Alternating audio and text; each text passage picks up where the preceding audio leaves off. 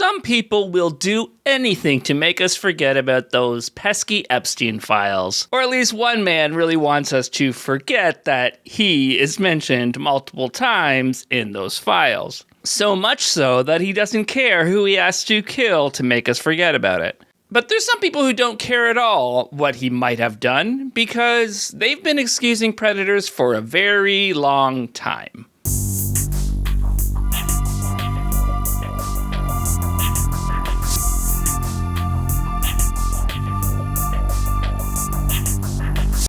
And just a little warning before we go further, this video deals with sexual assault and domestic violence. If this one isn't for you, I completely understand. I've also censored certain words to help with the algorithm so that you're more likely to see this video, because I really think that what I'm saying here is important and what I'm talking about here is important. Also, if you think that this video is Christian bashing, as opposed to me wanting to make sure that Christians are safe in their houses of worship, it's very possible that you've lost the plot. And maybe you should be the one paying attention here. Hey everybody, thank you so much for liking and subscribing and commenting and all the other stuff you do. I put the links down below for the social media, and I just want to say I appreciate you all. This is a bit of a doozy, but it felt like an important topic, especially for the times that we're in. So I'd say enjoy, but thank you for watching. Once again, it's been a little while. It's been a while since I released a video. What happened was I released the last video and then I flew to England and I did a bunch of touristy stuff there. And then I came back and I've been writing this, and it seems to have taken me a long time to write this and prepare it. As well, I've been slowly working on launching my second channel, which I'm announcing today. There will be a second channel coming very soon, and you'll see me talking about that in the future and maybe sharing it on here and on my other social media. So check that out when it is up and ready for you to watch it. So the Epstein files are horrible, obviously, disgusting. When we are forced to deal with categorical evil, even if we don't know God, the conscience that God gave us, it rises up and just says, that's wrong. You don't need to appeal to a god or a moral lawgiver to understand that human trafficking and sexual abuse is evil and wrong. Especially the God of the Bible, who actually encouraged sex trafficking on multiple occasions. And so that's what you're seeing now. You're seeing people who, in one breath, will say that they don't believe in evil, and then when they see it, they will appeal to it. So I don't believe that evil is some entity or some kind of force in the universe, but I do believe that the word evil is the best word to describe some actions that people do. Because the word evil brings up certain emotions and certain reactions, and sometimes that's the only way to get across how horrendous an action is. But just because there's no non-human evil force out there doesn't mean that evil as an idea doesn't exist. And say that's wrong. And so what we're dealing with here is evil. When you see men abuse women, that's evil. When you see older men abuse younger underage girls, that's evil. When you see powerful people abuse powerless people, that's evil. When you see wealthy people abuse poor people, that's evil. So you're seeing... Agreed. That is evil because the action is evil. It's not a sign of something supernatural. It's just that those actions themselves are evil. The human brain that thought this was a good idea was evil. The human being that decided this was okay to do is evil. The people who are protecting those people are evil. The Dow right now is over. The Dow is over $50,000. I don't know why you're laughing. You're a great stock trader, as I hear, Raskin. Multiple layers of evil. The second reason, spiritually, why this keeps sort of gaining momentum and it won't die, in addition to men treating children like chew toys, which is just evil, is there's a conspiracy theory element to it. The more information you get, people are trying to get all this data and trying to figure out who's the mastermind and what's the master plot. And this is where the conspiracy theorists among us, they say, see, we were right. And the more the data comes out, this wasn't an imaginary tale. This was a massive plot.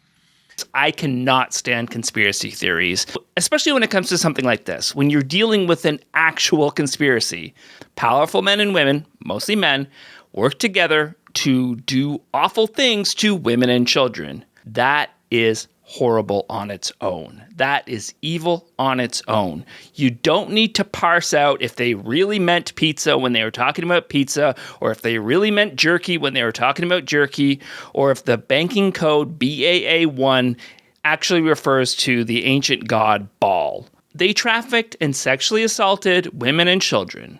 That should be enough to anger you. Trying to find hidden codes only delegitimizes the actual pain of the actual victims. When people are done playing detective, when the fun is over for them, they'll move on to their next conspiracy theory, they'll move on to their next case, but these people will still be traumatized. When people realize how ridiculous those theories are, they'll forget that there was actual harm done, and the victims will still be there, and they will still be traumatized. We don't need to make connections where there aren't connections, because these people were proud of what they were doing, and we can actually listen to the people they did it to and hear their stories. We don't need guesswork. We have the witnesses. The Christian knows that sometimes what the world would call a conspiracy theory, we would call demonic. Yep. And the word demonic actually appears in the Bible. In the book of James, it uses the word demonic. By demonic, what we mean is unholy spirits. So they're real beings, but not physical beings like you and I, but they're people with personalities. And they're far more brilliant than we are. People are more than capable of doing evil without demons whispering in their ear. You don't get to pass the buck here. The devil didn't make Jeffrey Epstein do anything. He did it because he was Jeffrey Epstein, and Jeffrey Epstein was a piece of shit. But this seems to be the takeaway for so many Christians. I'm going to tell you what, just looking at it alone, you can tell some demonic, nasty stuff was going on. And that, I mean, even just looking at the pictures, I start feeling that weird, like, you know, nasty demonic feeling just looking at the images, because you can just, I mean, you don't have to really be super deep to discern. Let me put y'all comments up here to discern what's kind of like what was happening in that house. Like, yes, you should feel bad reading that stuff. You should feel sick to your stomach when you're looking through those files. It's powerful human beings doing evil stuff to other human beings. But so often Christians are made to believe that that feeling means that there is a demon attached. Hope that this is clear for you guys at this point, that this is not just moral relativism. This is not just a few bad people doing a few bad things, but this is actual evil in the context of a spiritual universe where there is a light and a dark side to it. We wrestle not against flesh and blood, the Apostle Paul said, but we wrestle against powers and forces and principalities. Like we're actually living in a spiritual cosmos. We're actually living in a haunted cosmos, if you will. And you better start believing in ghost stories because you're in one, is maybe one way to put it. Being muggle-ish about this will not help you in your own life. You need to be connected to the light of the world himself, Jesus Christ, and you need to be on the mission of let light shine out of darkness. I get not wanting this to be human beings doing stuff that human beings do, but human beings are capable of some terrible stuff. Human beings have been doing evil stuff for thousands of years, and we didn't need demons to help us figure out how to do it. But the opposite side of that is that we've been doing good stuff too. That whole time, there have been good people doing good things without the need for the Holy Spirit or without the need for angels to tell us what to do. And we, as humans, can do that here too. We, as humans, can fight for justice for the survivors. New revelations after the Department of Justice released more than 3 million pages of files related to Jeffrey Epstein. The newly released documents contain a list of allegations that President Trump committed sexual assault, including one woman saying he when she was just 13. Trump has denied all allegations. On Epstein, Trump's comment to New York Magazine in 2002 stands out today. He gave that comment around the time period covered in today's indictment. The president said this, quote, "I've known Jeff for 15 years. Terrific guy. He's a lot of fun to be with." It is even said that he likes beautiful women as much as I do, and many of them are on the younger side. No doubt about it. Jeffrey enjoys his social life. There is not a single person who I would defend if I found out that they were involved in human trafficking and sexual abuse. But the strange thing is that as much as they say that what happened there was demonic, they're still protecting their guy. Let me tell you something. When I knew this man was being used by God, in his first term, I don't know if you remember this, the witches, the warlocks, and the abortionists all came together.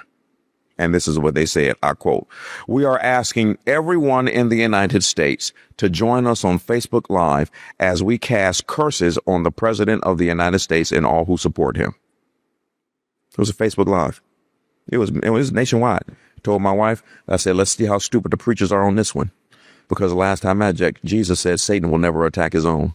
And if your reasoning for keeping a sex criminal in power is because you don't think that a group would be able to do magic against him if he wasn't on your side, then maybe you keep your opinions to yourself and you let the thinking people do the thinking. Here's why when I watch that clip, I'm like, if he's not saved, I'm really hopeful the Lord's going to save that man. I don't think there's anything going to get me in heaven, okay? I think I'm not maybe heaven bound. You see, to me, that just sounds like a sad old man who is realizing that his life is almost over and he's done a lot of evil stuff. If you know anything about that guy and you've been paying attention, I've never before ever seen him admit anything he can't do. That's the first clip I've ever seen where here he is for the first time in his life going, there's one thing I've realized I can't do. I can't get into heaven on my own. Well, he's never admitted he can't do anything, but there's a lot that man cannot do. So Jesus, remember what Jesus said. Jesus said, unless you become like one of these little children, you cannot enter the kingdom of heaven. And when he said that, some people think, oh, that means you got to be innocent like little kids. Well, if you say you never had little kids are not innocent. When Jesus said that, he wasn't talking about innocence. He was talking about dependence. Jesus, what he was saying is, hey, it's not that good people are in and bad people are out. And it's not that religious people are in and irreligious people are out. He was saying it's the humble that are in and the proud that are out. Kids are the ones that they just run up to their dad and they're just like, Dad, like, can I have something? Because they know that when they ask, their dad's going to say yes. So when I see that clip, I'm like, the man who has otherworldly confidence he can do anything has discovered the one thing he cannot do on his own. And what I would say to that is you are not far from the kingdom of God. Okay, sure. But maybe acting like a child isn't a good way to run a country. And that man's been acting like a child for far too long. But it doesn't matter to them. He's always been a disgusting pig. You know, I'm automatically attracted to beautiful. I just start kissing them. It's like a magnet. You just kiss. I don't even wait. And when you're a star, they let you do it. You can do anything. Whatever you want. Grab them by the you can do anything. Pull the hell.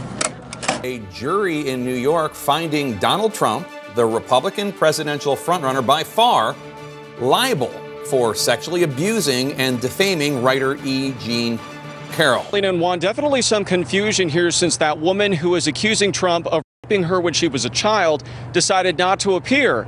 Instead, her attorney came out and said that the woman was too afraid to speak. But it's an easy fix, one line of dialogue. Doesn't matter what he's done. God uses flawed people. As well, for some Christians who are saying, I don't like the personality of Donald Trump or perhaps J.D. Vance, what we're looking for is policy and leadership. If you're looking for personality, that's good to choose for your friend-in-chief, not your commander-in-chief. And she said, do you actually believe God can use someone as flawed and messed up as Donald Trump to accomplish his will? And my response was simple. God only uses people as flawed as Donald Trump to accomplish his will. I can take you through a whole cast of characters all the way from the very beginning, the very end of the Bible. All of them were tore up from the floor up, just like me and just like you. Do I agree with everything in Donald Trump's past? No, neither does he. Do I agree with every decision that the president makes? No, I'm not in a cult at all. However, I recognize and I see he is doing what he said he was going to do, which is to make America great again. And that's what I want in a president. Before the 2016 presidential election, some evangelical Christians began comparing Donald Trump to King Cyrus. In 2015, when I first met Trump, I met him up at Trump Towers. And at that time, I ran across Isaiah 45, and I said, oh my gosh, this guy is like the character Cyrus in the Bible, in that he's a deliverer who God raises up prophetically. Isaiah is prophesying a future deliverer named Cyrus. And he's not even Jewish. And I said, this is going to really, and I wrote this in a book. I said, Trump derangement will happen, because I used the term before it was popularized. And I said, because this guy has a Cyrus quality. It doesn't matter that he's an evil person. He's going to stop people from having reproductive rights and tell trans people where they can poop. He's going to let pastors tell people who to vote for. We got rid of the sinister Johnson Amendment so that pastors can speak the truth and they can speak it without having their tax-exempt status revoked. But at the end of the day, it's not really a surprise that evangelicals and other Christian groups keep defending Trump. Covering up for and protecting abusers is kind of like one of their main things. Today's question is, why is it sinful for a church to cover up abuse? In this video, I'll answer that question from a biblical perspective. Did somebody actually ask that? Was somebody actually sitting there thinking, what's so bad about church cover-ups? Is there actually something wrong with that? Actively hiding, disguising, or keeping a mistake or sin hidden rather than correcting it is referred to as a cover-up. The church should not be involved in cover-ups. Anyone with knowledge of abuse or who suspects abuse is morally obligated to act on such information. And put your garbage in a garbage can, people. I can't stress that enough. Don't just throw it out the window. This is so humiliating. Garbage in garbage can. Makes sense. Unfortunately, way too many churches don't understand that, yes, garbage goes in the garbage can. And obviously we have the Catholic Church cover-ups. Sometimes the dioceses have finally released names. In other cases, they have not been forthcoming. And some of the highest leaders of the church have resigned or been removed. And the huge cover-ups at America's largest Protestant denomination, the Southern Baptists. Investigation found that despite having a list of more than 700 potentially abusive pastors, Southern Baptist leaders chose to protect their denomination from lawsuits rather than help victims. Now, this is a case that strikes right here in Memphis. There are 125 Southern Baptist churches in this city alone. To survivors, the 2016 election of Steve Gaines as SBC president conveyed the message that a clergy sex abuse cover-up was considered no big deal in the SBC. It goes on to say, as senior pastor at Bellevue Baptist Church in Memphis, in 2006, Gaines had kept quiet for months after he learned about a staff minister's prior sexual abuse of a child. For far too long, the knee-jerk reaction of these pastors and churches have been to cover up abuse in order to save face, to protect their brand or protect somebody in their life, regardless of who may get hurt. The court documents charging a Vernon pastor with sexual assault of a 15-year-old girl alleges he groomed her for sex by counseling her at church and providing her with meth. The pastor at Vernon's First Assembly of God and a chaplain at Tyson's Food. Wait, he was a chaplain at Tyson Foods? Why does the chicken nugget place need a chaplain? Was arrested Friday in Wichita Falls following an investigation led by Vernon's police and the 46th District Attorney's Office and the Texas Rangers. Police were notified on July 1st that the victim's mother was trying to locate her daughter at the Lone Star Inn on US 287. An officer went to the motel and said he found Pounds there, and that Pounds told him he was there trying to get a room for a person in need. The officer learned Pounds had rented a room there under the name of the First Assembly of God Church. So like they said there, this pastor was part of the Assemblies of God denomination, the world's largest Pentecostal denomination. and they have had their fair share of abuse themselves, especially in their college campus ministry, Chi Alpha. Daniel Savala was once revered by followers, but for decades he allegedly abused teens and young men who were brought to him through Chi Alpha, a college campus ministry run by the Assemblies of God. I knew that I was wrong. Savala actually confessed on a video obtained by NBC News. He's now in jail facing criminal charges and has not entered a plea. Now the leadership of the Assemblies of God is speaking out. There are no words that can capture the sorrow we feel for those targeted and impacted by this. You can say you're sad and disappointed all you want, but those words mean nothing when you could have stopped it, but did nothing. She was scared and told her mom everything. She says her mother went to the head pastor, Mike Glover, with the disturbing details. And then what happened after that meeting? Tony was suspended. And then, he was back. That's been a pattern in Assemblies of God churches. NBC News identified nearly 200 Assemblies of God pastors, church employees, and volunteer leaders accused of sexual abuse over the past 50 years. Together, they allegedly abused more than 475 people, most of them kids. In about 30 cases that NBC News found, church leaders put alleged abusers in positions of power, allowing them to abuse again. Nearly 2 years after Stephanie says her mom reported the children's pastor, Tony Waller, Courtney Blackburn says he started visiting her house when her mom was at work. And this is your bedroom? Mm-hmm. She says Waller brought bags of clothes for her to try on and keep. One day, when she was changing in her bedroom, she stopped cold. I got about this far with my top and I seen it, and I stopped. I froze. And you see what? The video camera sitting on my dresser. I want to take a few moments to address the recent NBC News article. Abuse of any kind has no place in the Assemblies of God.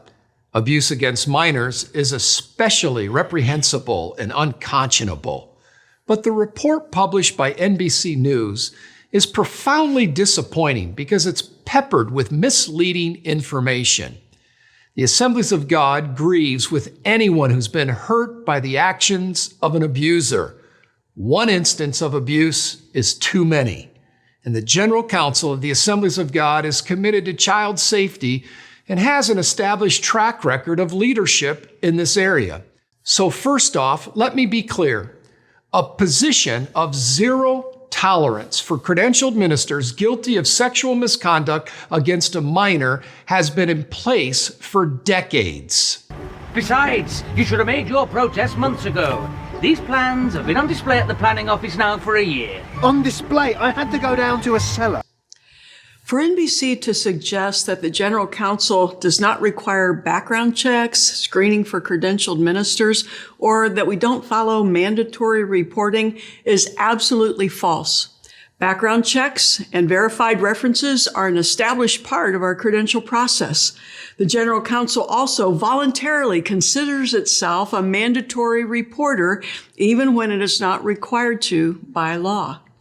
And by way of example, in the case of Tony Waller, the NBC report implies no action was taken by the Assemblies of God officials. However, when the District Council and General Council first became aware of his actions in 2015, he was promptly reported to state authorities, investigated, and dismissed per established processes. I'm glad he was eventually prosecuted, but that should have happened the first time. He shouldn't have been allowed to go out and hurt more children. To make a defensive speech like this was such a bad idea. The anger should have been inward, and there should have been a lot of resignations and a lot of firings and a top-down change at the denomination. But instead they made this angry speech about fake news. But that's how these churches operate. Let's go back to that Chi Alpha situation. John Blumenkemper Jr. was a member of Chi Alpha in Texas in the 90s. Years later, Blumenkemper learned that in 2012, Daniel Savala was charged with 11 counts of sexually abusing boys in Alaska. He pleaded guilty to 1 count and was a registered sex offender. Chi Alpha leaders in Texas rallied to his defense. They raised the money for him. They wrote letters to the judge. For his defense. For his defense. Back in Houston, Chi Alpha members continued bringing young men and boys to see Zavala. Over the next decade, at least 6 people alerted the Assemblies of God that Chi Alpha was exposing young people to a sex offender. NBC News found emails and phone calls were dismissed or ignored. In 2023, Blooming-Kemper launched his online forum. Story after story of people saying, I told, they did nothing.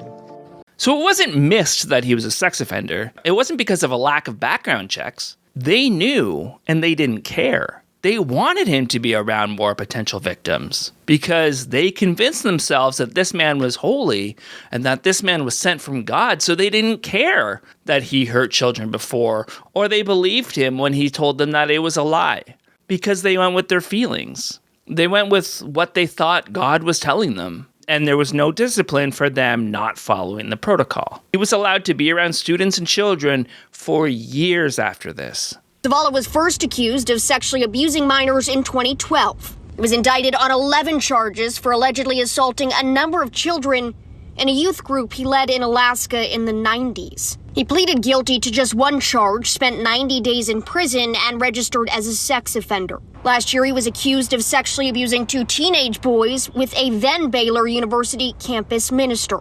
The 2 were sent to the McLennan County Jail. But eventually, Zavala was brought here to Harris County as more alleged victims started coming forward. In August, one young man reported that Zavala had started assaulting him back in 2005 when he was in high school. He was also charged this February for allegedly exposing himself to another teen back in 2021. He used it as part of his grooming process to normalize the sexual abuse, and he used religious text in order to make it seem normal.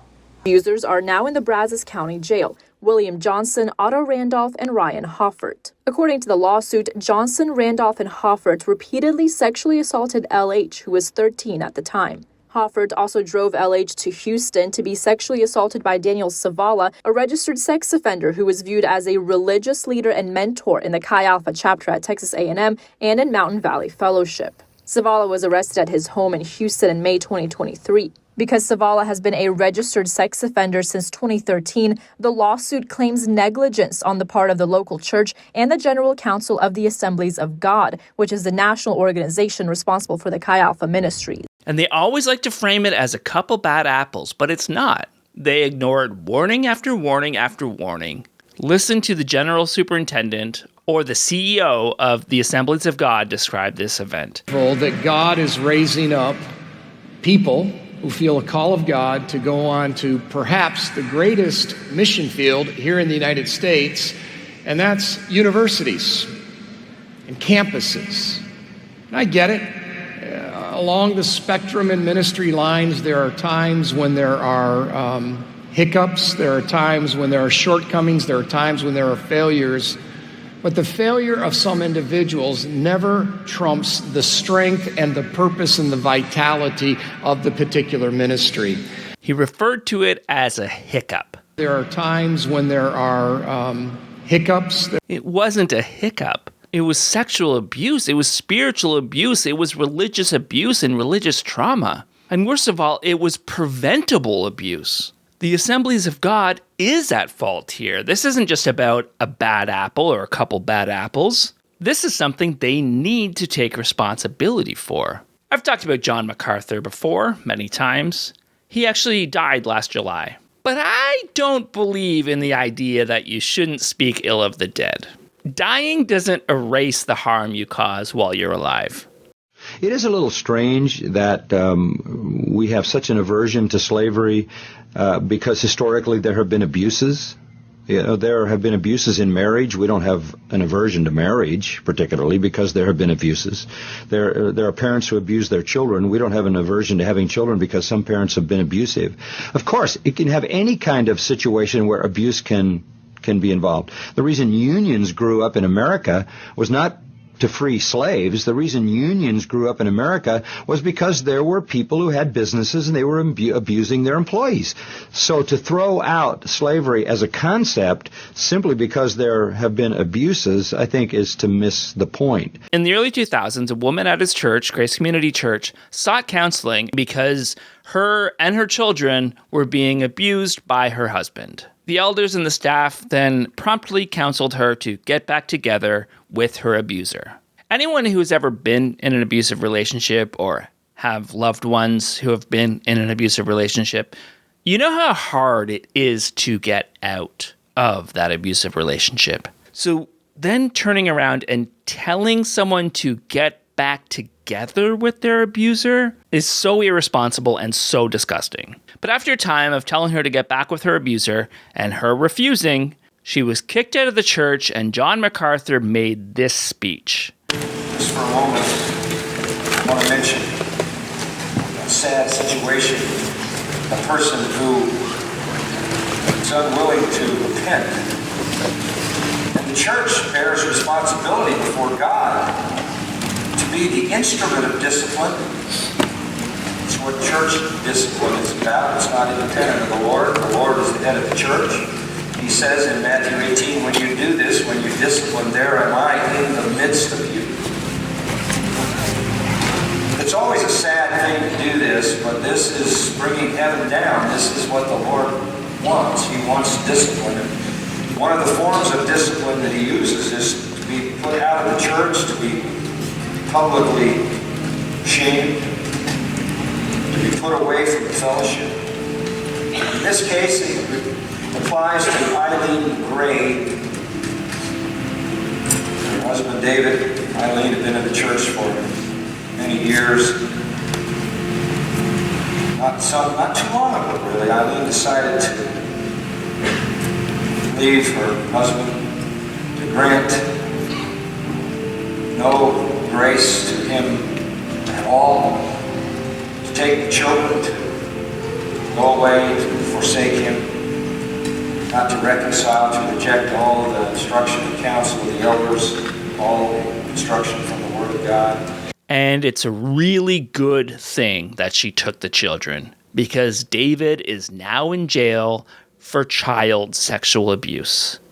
But at least after this happened, after he was arrested, a pastor at the church sent an email to the congregation letting them know that they were so sorry for their actions and condemned David Gray.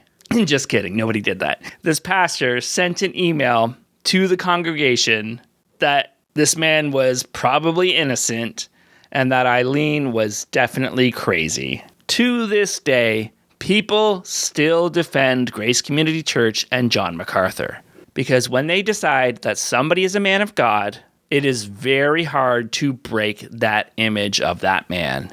John Macarthur, one of my favorite Bible teachers, as some of you all may know. But in this instance, I'm not quite sold that he and his church actually handled it perfectly well. There was this woman whose name was Eileen Gray, and without going into all of the details, her story surfaced after 20-some years, and apparently he publicly mentioned her name and maybe even shamed her in church. Mentioned her name?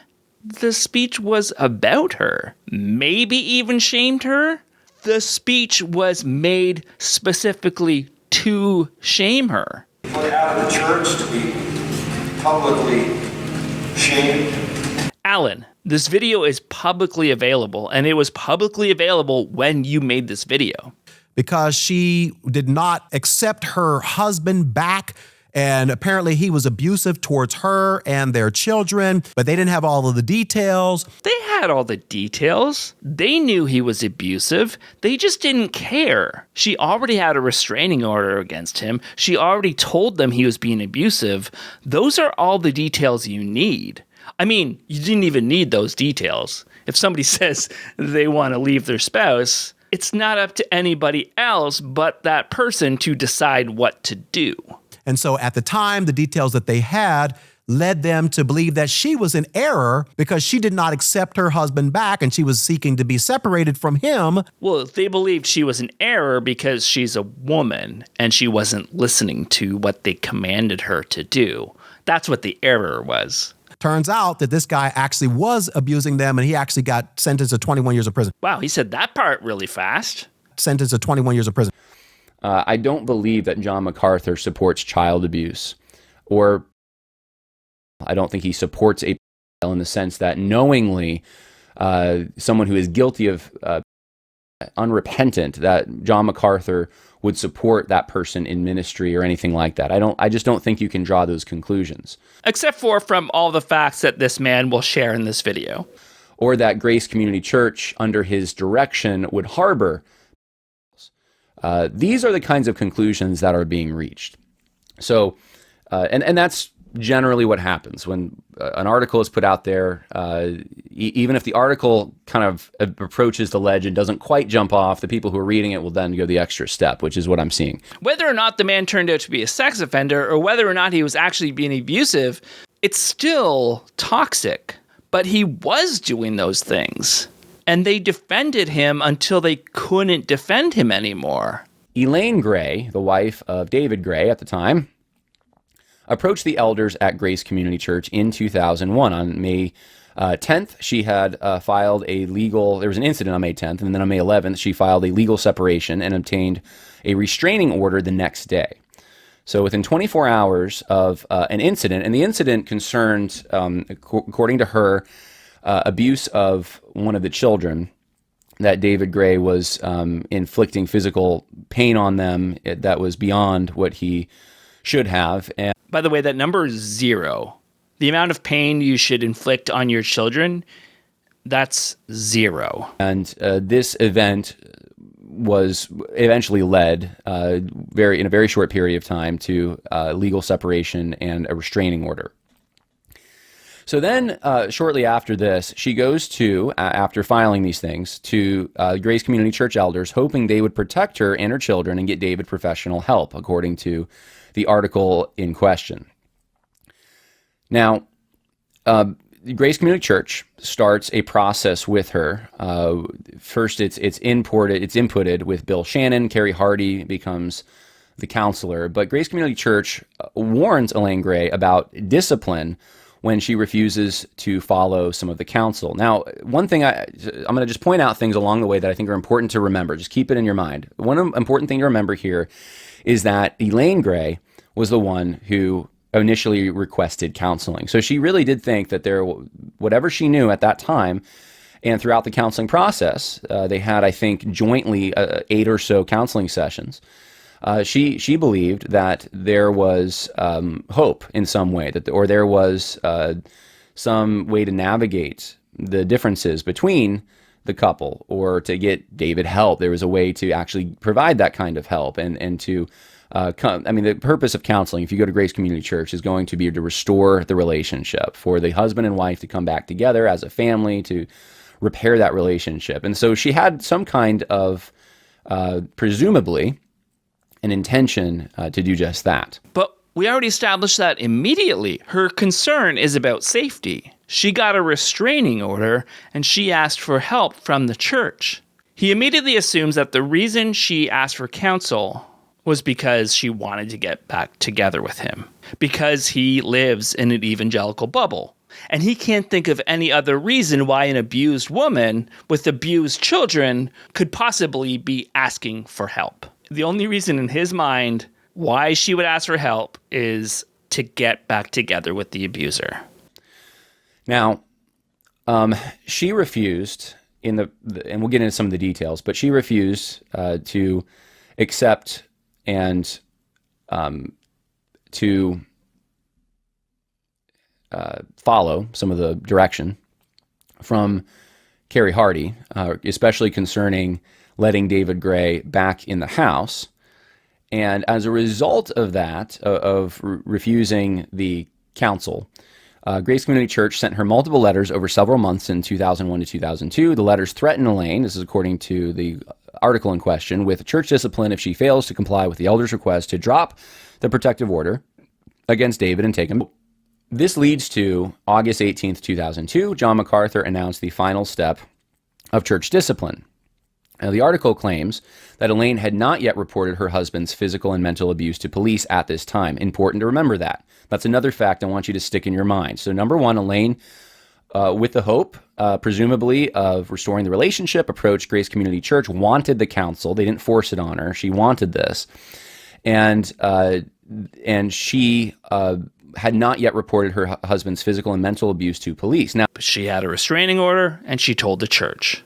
The police report shouldn't affect whether or not they believed her. I don't know what this guy thought he was doing with this because it's not proving his point. So let's get into the details now. 8/21/2001 and 4/30/2002, neighbors testified that David Gray stalked his home in violation of his restraining order. And so I've read, these are all documents, primary source documents that I've read, and neighbors are saying that David Gray is looking into his house. He's showing up near the house. I'm going to admit that's kind of strange in my mind. I'm not sure exactly why he would do that. I haven't been in this situation. I know people who have been, where their life changes drastically one day. They're not allowed to be with their kids or their wife. They don't seem to be able to, in their minds, they feel helpless. They can't defend themselves. And yeah, sometimes they'll go driving past that house. I mean, they're homesick. So I don't know what was going through David Gray's head, but this probably doesn't help him all that much. There's a very subtle shift here, and I hope you noticed it. This video is supposed to be about defending John Macarthur, about defending the elders and the staff at Grace Community Church.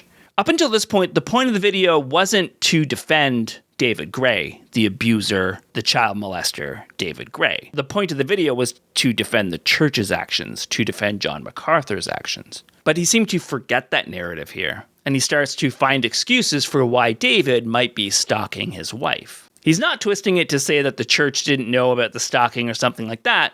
He starts making excuses to why this child molester abuser was probably in a state of depression because his marriage was ending, so he made a bad choice. Why, though? Why did he all of a sudden start defending him? Because that's what happens when you are in defense mode. It's not objective. It's not about fairness. He was already going through all these details and finding ways to defend the elders who got arrested or the pastor who excommunicated her, that he forgot to shut off that defensive part when talking about the actual sex offender. He was just in the defending people mode, the defending horrible men mode. Towards you or the children, has repented of his sin towards God and has taken practical steps toward change. Now here, this is really significant. I want you to remember this as we go through. The issue isn't as much what did David do, as much as it is, has David repented? What does that word even mean anymore? Because we already established that he broke his restraining order and he molested children. If you look at it at face value, there's really not a lot that you can put on John Macarthur, let alone the elders that dealt with it. Not a lot you can put on them other than that they made a mistake. Everybody makes mistakes. That's why they put erasers on pencils. 20 years ago, in dealing with a married couple who the wife, and they were going through counseling through all this, and the wife made charges against her husband. The husband repented. The husband apologized. The husband seemed to be genuinely repentant. And the church encouraged her to take him back. A soft voice doesn't make a disgusting point less disgusting. And she didn't. So because of that, Pastor John, the elders that met with the couple, the counselors who met with the couple, all the members of the church, I don't know about all, but most of the members, if not all of the members of the church, they were encouraging her to do what they thought was right. Christian abuse apologists love to use the word repentant, as if saying, oh, I'm really, really sorry, erases the harm that they caused. Do I believe that people can change? Yes, 100% I believe that people can change. I believe that you can put the work in and you can make yourself a very different person than you were before. But I also believe that the people you hurt along the way, when you were that person, don't owe you anything. You can work on making yourself a better person. You can work on making the world a better place. You are allowed to start making good choices, to start healing. But that doesn't mean that anyone you hurt in your past owes you anything. And they don't have to forgive you. And part of you becoming a better person is understanding that. And even though you may be a different person now, you still have to face the consequences of what you did in the past. Doug Wilson, seen here giving us his resume. White supremacist, theo-fascist, Christo-fascist, all-around bad guy. Doug Wilson is one of the biggest voices in Christian nationalism today. Mr. War Criminal himself, Pete Hegseth, attends his church. Doug has been protecting a child sexual abuser for about 20 years now. For example, this is a small town, right? Small town.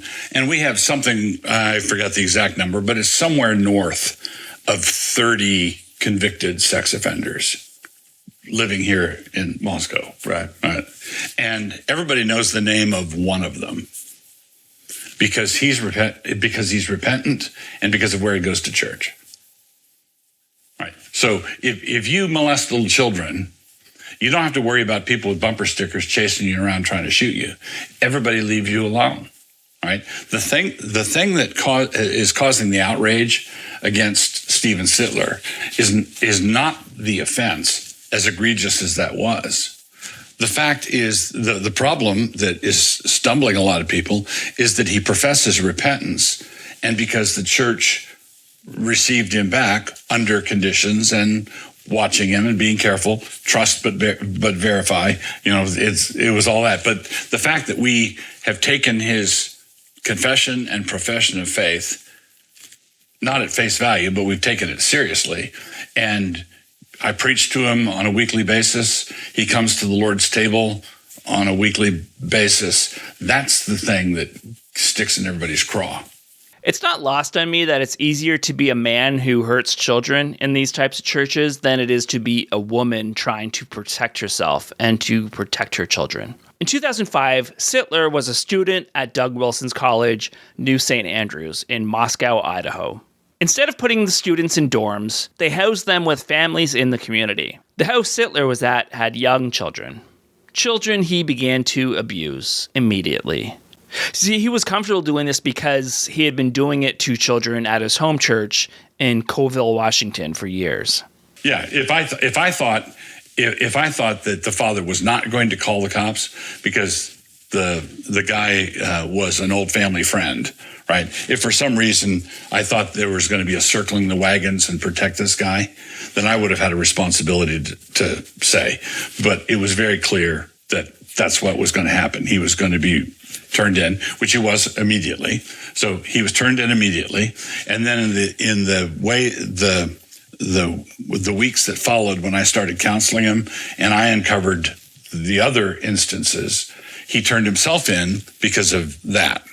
Right. So the people who are angry, and this is the point I'm building up to, the people who are angry at me for quote unquote enabling pedophiles, right, are accusing me because of a case where I helped to bust a pedophile.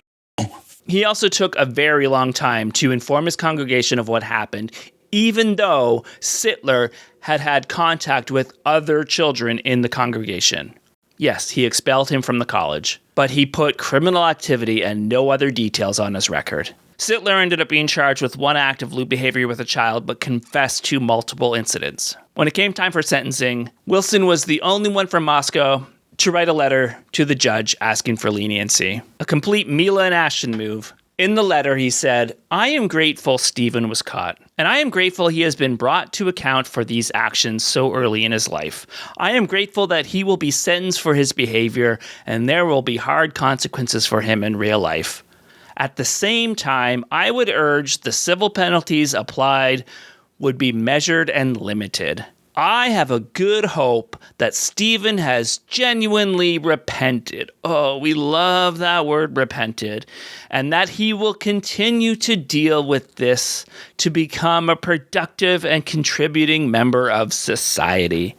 A little more than a year later, Sittler was released from jail, and he was welcomed back at Christ Church. Isn't this the gospel? It's exactly what it is. But isn't this really the gospel? We give this lip service as Christians. We deserve death. Mm-hmm. I'm a sinner, right? I'm covered in the blood of Christ, and man, right. But I'm not that bad. Right. We grade on a curve. So you could go to a state penitentiary and have the frauds and the embezzlers and the burglars and the bank robbers and the murderers saying to one another, but at least I'm not that sex offender. Yeah, and they're right. They should also do time, but they're right. Right, because we're all grading on a curve. We would say, yeah, I'm guilty of many sins, but my sins are understandable human sins, and that's awful.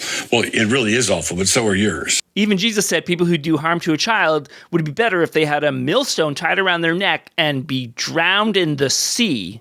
So, yeah, I think you're supposed to protect the children, not the predators that are hurting the children.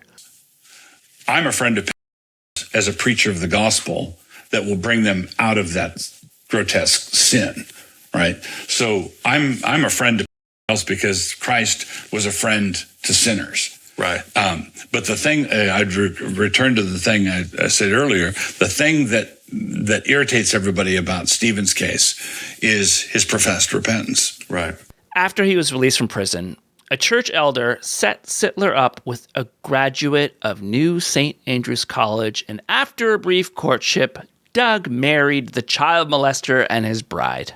Now the question is, would they have children? And yes, of course. Sittler explained to the court that it was important for his religion that he has children, that God wanted them to have children, even though Sittler himself was not allowed to be near children unchaperoned.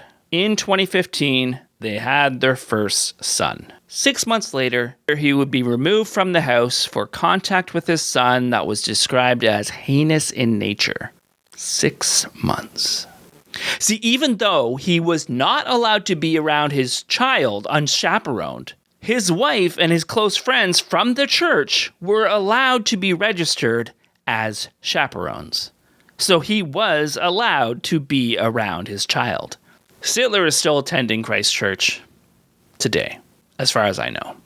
But Sittler wasn't the only predator that Wilson has protected. In 2001, a 23-year-old college student named Jamin White began grooming a 13-year-old girl he met at Christ Church. He was attending Greyfriars Hall, part of New St. Andrew's College, and like other students, he began boarding with a family. The family of the girl he was already grooming.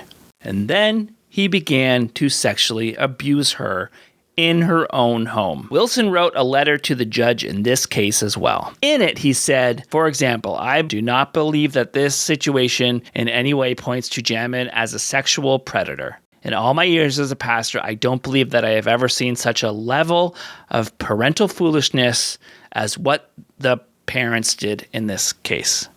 But that doesn't excuse the predator from being a predator. Oh, how crazy that sounds to the average person who's been trained with the humanist line of, dinosaurs lived millions of years ago. But some of these guys need to open their mind just a little bit. Maybe somebody can drop an intelligent thought in there. I think from a Christian perspective, the world is very different than what our textbooks teach. I think dinosaurs always lived with people. They called them dragons. There could be some still alive. That's Dr. Dino himself, Kent Hovind. And here he is on a recent interview on George Janko's YouTube channel. Evolution is the dumbest and most dangerous religion in the world. Prove me wrong. Let's dive even deeper on a spiritual level, right? A channel with over 3 million subscribers. What is their agenda on teaching children this philosophy versus God's philosophy? The evolution theory teaches one race might be superior to another race. Darwin's book took over Japan like a storm, and the people started believing we're the superior race. So it's turning everybody against each other. One U.S. attorney down in Pensacola spent 5 years investigating, trying to find something to shut me up. When they came and arrested me, the judge said, Mr. Hovind, structuring carries a sentence of 0 to 6 months. I'm enhancing this to 10 years. How long were you away for? 9 years. You were in jail for 9 years? There he is lying about the government locking him up because they didn't want his dragon theory to get out to more people. But in reality, it was for a bunch of tax fraud and tax evasion. I mean, I don't really care about that. At least I don't care enough to make a chunk of this video about his tax fraud. Although he does turn pretty red when he's lying about it. The judge at sentencing said, Mr. Hovind, this crime you committed is worse than... Normally you get 6 months for structuring. I'm going to give you 10 years. We paid the $4,000 to get this transcript of the trial so we could do an appeal. You got to do the appeal within 12 months. They waited 14 months to give me the transcript and changed it. They took out the worse than rape stuff. I'm more concerned with the fact that he's a pedophile enabler and a wife abuser. In 2023, a man named Christopher Link Jones was arrested for a lewd act with a child that took place at Kent Hovind's Dinosaur Adventureland. It happened on the property in a room that the man was allowed to stay in, where other staff members didn't want to let them stay together, but Hovind insisted that they share a room. And the thing is, Hovind knew that this man had been arrested in the past for a lewd act with a child. But Hovind was convinced that it was because Jones worked with Alex Jones and that the government was trying to shut him up about exposing the New World Order. So Hovind let him bring kids to Dinosaur Adventureland and share a room with this man. After Jones was arrested, Hovind said that he still believed he was innocent and would still allow him back into the park again, despite the child stating that, yes, he was assaulted there. This recording of a conversation happened after the arrest. Because I got up, I said, Chris, what's he in your bed for? You got these charges. What the heck are you in bed with a kid for? Completely dressed. Just wrestling. It was also the only bed in the house. It's not like he had but a bed to be in. anyway, I was just like, you couldn't convince me then that you should have done that. You see, the way people say things, he was in bed with a child. Yeah. There's a way to make it sound worse than it is, you know. I know, but there's also a point. But Chris has to remember. Line of demarcation. You don't get close to that fire. But wait a minute, there's two things to consider here. That's Chris's decision and the kid's decision. How people here react to that is their decision. Okay? He's got a right to wrestle with the kid if he wants, and you got a right to say, I'm not getting around Chris. No, a convicted sex offender does not have the right to share a bed with a child. And just a quick shout out to Claude Balls on YouTube for helping me get some of these clips. Like the time Claude himself called Hovind out. But some is very bad. They could say that about Jesus too. Well, no, I don't think. No. Jesus did not do anything to children. You know, come on. Okay, Jesus Claude. was good Claude, to children. Yeah. Claude, listen to me. Neither did Brady. Neither did Chris. I know them well. 50 years ago, first of all, it's none of anybody else's business, but they love the Lord. Everybody's a sinner. They got something in their past, but I know them and I know the story. And just to be safe, we're careful about that. But Jesus was accused of hanging around publicans and sinners. Everybody that's ever come here is a sinner. Every visitor we've ever had, 70 countries, all 50 states. So anyway. So, yeah, I can choose my friends if I want, and you can choose yours. Go ahead. Of course. You know, I thought one time you mentioned the Brady did something with his own children 50 years ago. It's still not good, you know. Well, I have no evidence either way, whether he did or not. That's you between him and said the he Lord. was guilty. You said he was guilty. Oh, how could I know that? I didn't know him 50 years ago. Well, you did say on Stephen, the channel of Stephen. It's there. Yeah. Yeah. I even if, again, have you ever done anything in your life, in your entire life? Well, not with wicked? children. No, come on. Not with children? We stick So to that's the topic dividing. here. Okay. All right. Yeah. Fiddling with children's not good. Some people like to look at one particular sin and to justify theirs. How about with other women? Have you ever slept with a woman you weren't married to? Yeah, of course. Okay. It's Well, France. that's in the big 10 commandments. Don't commit adultery. There we go again. Everyone is a sinner, so what's the big deal? And yes, you heard that right. He's defending another guy. Claude, listen to me. Neither did Brady. Neither did Chris. That was designated a lie. I have one friend who lives 500 miles from here who 35 or 40 years ago was guilty of a little bit of fondling somebody, one of his own children. And so they're holding that over him now for the rest of his life. Disgusting. And yes, Kent was arrested and spent 30 days in county jail for domestic violence of his third wife in 2021. And of course, he claimed he's innocent. But George Janko had him on his show. And since then, a lot of people have been using those clips on social media. And Kent Hovind is becoming relevant to a whole new audience and a whole new generation. And there's another guest that Janko had on recently, a fellow by the name of Russell Brand.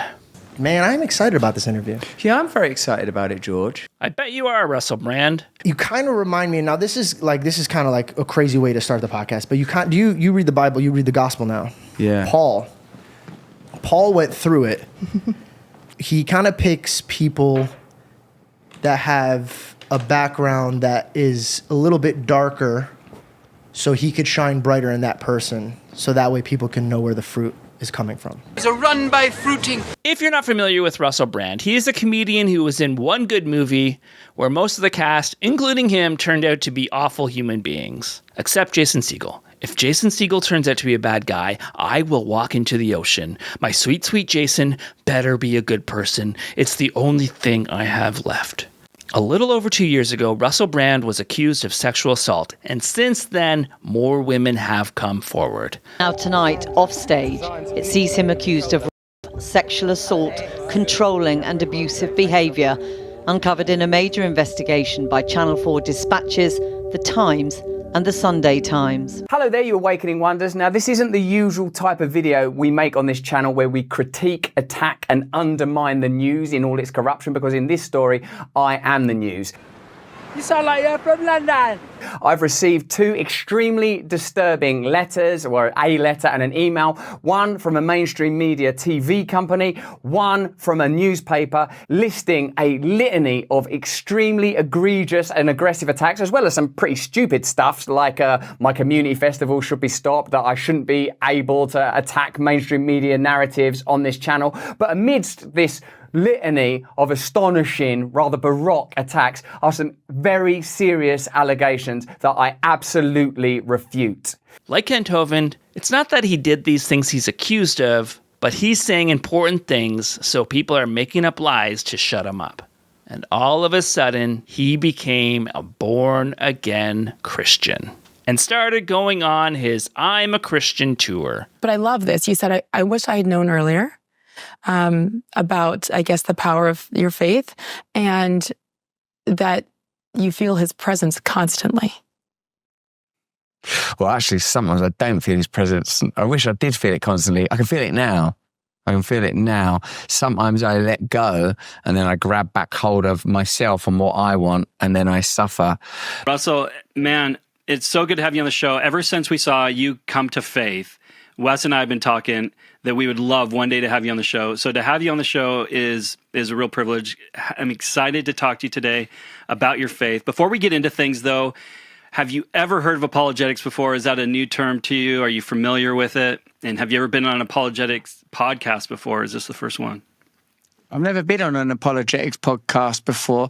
I don't like the name apologetics because of its obvious connection with apology. Not that I'm adverse to apology as a person who believes deeply in restitution as a member of 12-step programs, but it's always struck me as a sort of an interesting position to start from. Look, sorry about the Crusades. Sorry about that. Sorry it doesn't fit in with your current cultural views. Sorry that it's not materialistic. Sorry that it's not individualistic. But I reckon probably at the root of this is my own personal misunderstanding of apologetics in that context. Does he like to apologize? Does he like to make amends? Because he doesn't seem to be owning up to his crimes. Well, actually, I didn't really make any decisions. I didn't make a decision to get baptized. I didn't make a decision to start talking about Christ. Actually, I don't know what the hell I'm doing. I've been making, if I'd have thought about this more carefully, I probably would have done things differently. For a start, I would have put shoes on. But in the midst of the crisis that I described to you, the existential crisis, and I know Christians, it was a lot of Christians that appeared out of the midst. Now, in my country, I don't know about here, they do their level best to make Christianity as absolutely tedious as possible. To make it like there's nothing to see here, there's nothing of interest, you don't need to pay any attention. But it's quite amazing that God came to earth in the form of a man and was sacrificed himself that we may be redeemed. But somehow in England, they make it sound rather boring.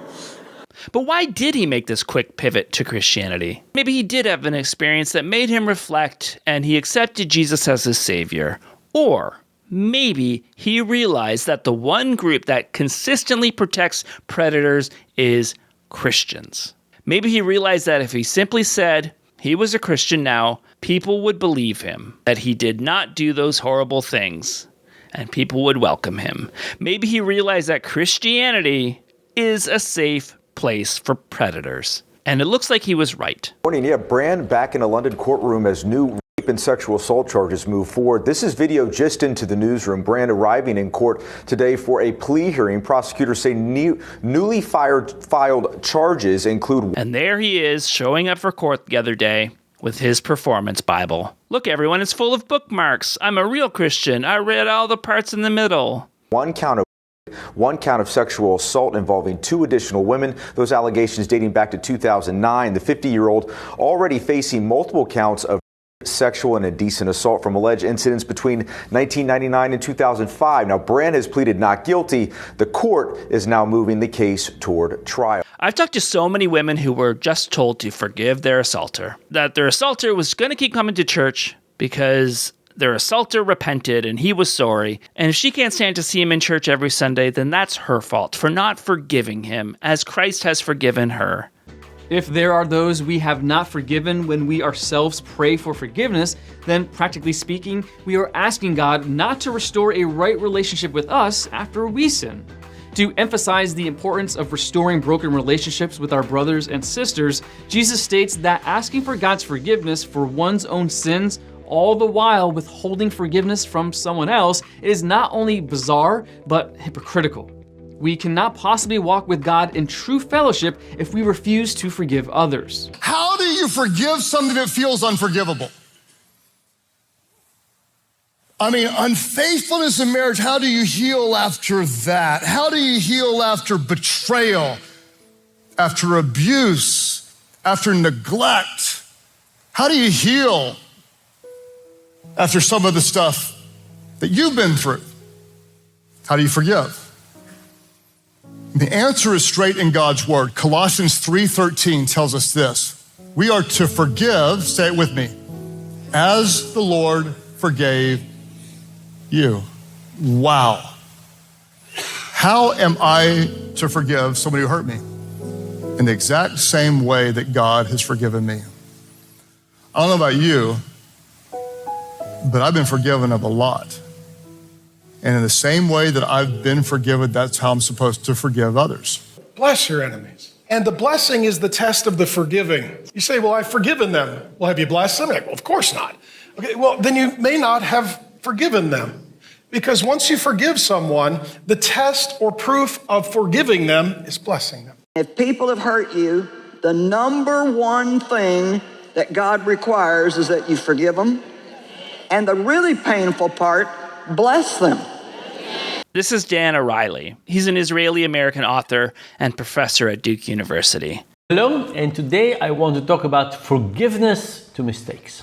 In particular, I want to ask whether we will forgive more mistakes from humans or from non-humans, algorithms, robots. And this is an email he wrote to Jeffrey Epstein about Jeffrey Epstein's little boo-boo of being a child sex offender. Dear Jeffrey, some time ago after we met for the first time, I started wondering what makes people forgive others. So I asked about 500 people how likely they are to forgive, befriend, hire people who were accused of different crimes after they had served their sentences according to the law. This is far from an ideal study, but what you see in the attached file is that crimes related to sex do worse than anything else, even murder, and that violations or government rules are the easiest for people to forgive. I realize that this is not good news for you. Aw, boo-hoo. And I have no intentions to offend, but I am sending you this in case you are interested. And if you want to talk about where to take this research or other questions, let me know. Here's another email that Epstein received.